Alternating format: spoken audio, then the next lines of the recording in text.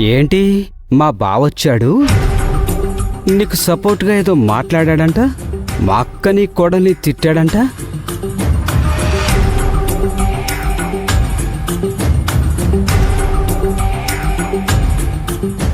మీరా మాటలన్నీ వినకూడదు, మాకు సపోర్ట్గా ఉండాలి. ఇదంతా నాకెందుకు చెప్తున్నారు? నేను జస్ట్ పని మనిషిని. నాకు ఈ ఇంటి మనిషి గురించి తెలుసుకునే అర్హత లేదు, నాకు ప్రయోజనం లేదు, నాకిష్టం లేదు అని చెప్పాల్సింది. అదేదో నువ్వే వెళ్ళి మీ నాన్నకు చెప్పాల్సింది కదా, నాన్న మన గురించి అలా చెప్పకు అని. అవన్నీ మాకు తెలుసు. అయినా మా విషయాలు మాట్లాడేటప్పుడు నువ్వక్కడ ఉండకూడదు. పెద్దవాళ్లు మాట్లాడేటప్పుడు అలా వెళ్ళిపోవడం మర్యాద కాదు, అది వాళ్ళని అవమానించినట్టవుతుంది. అవునా? అలా కాదు అంటే నువ్వు ఒప్పుకోకపోతే ఆ ఆయిల్ నీ మీద పోస్తా.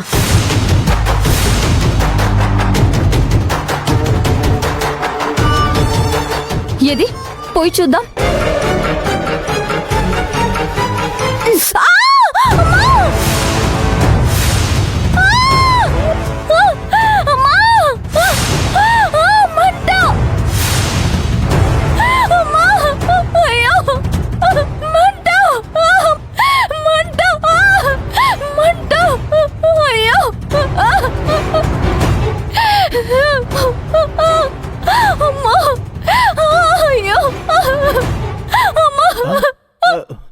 ఏమైందమ్మా?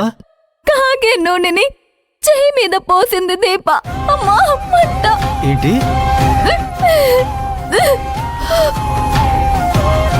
దీపా, దీపా, దీపా,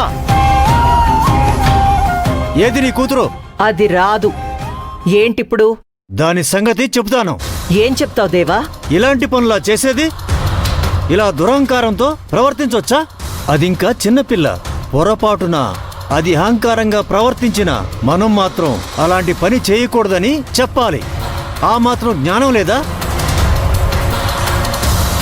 మీరు చేసే పాపాలు ఊరికే పోవు. జాగ్రత్తగా ఉండండి.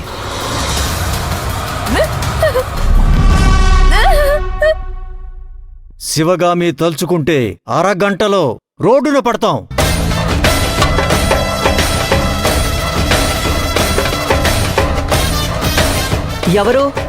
ఎవరు రోడ్డున పడేది? ఈ శివగామే కదా రోడ్డున పడింది. ఇంక మమ్మల్నేం రోడ్డున పడేస్తుంది?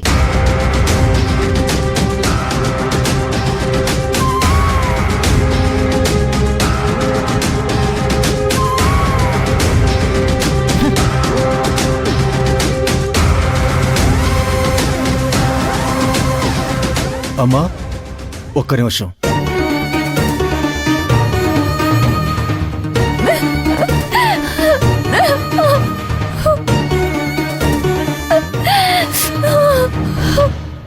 ఇది రాసుకో అమ్మా. Thank you sir. పెయిన్ తగ్గుతుంది. సరే సార్.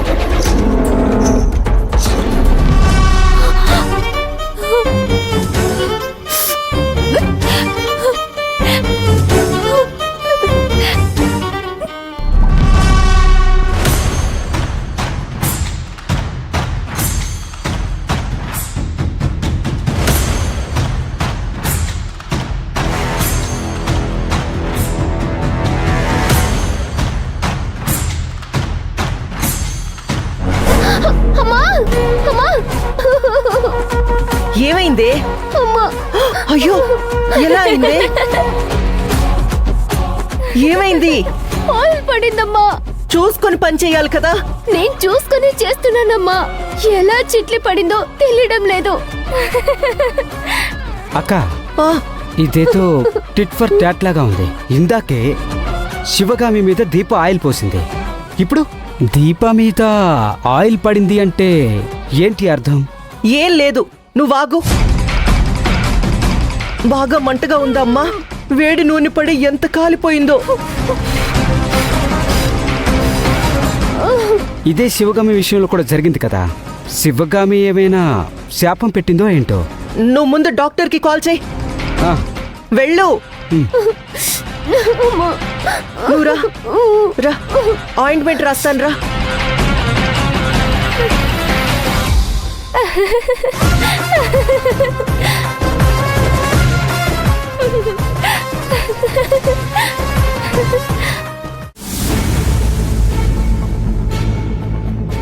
ఏమైంది? అది దీపం మీద నూనె పడింది. దీపం మీద నూనె పడిందా? ఇది ఇది కర్మ అంటే. అప్పుడే చెప్పాను శివగామి జోలికి వెళ్ళొద్దు అని. ఇప్పుడు చూడు ఏమైంది. అక్క పాపం బాధపడుతుంది బాబా.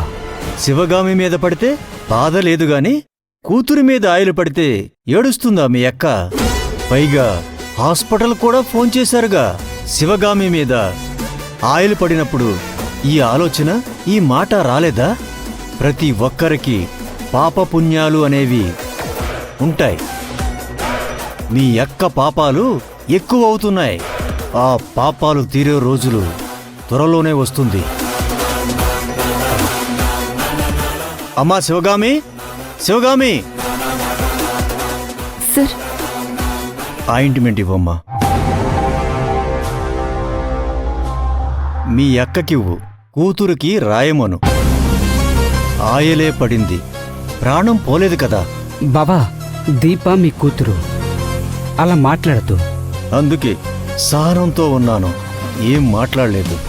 అదే వేరెవరన్నా అయితే వాళ్ళ సంగతి చెప్పేవాణ్ణి.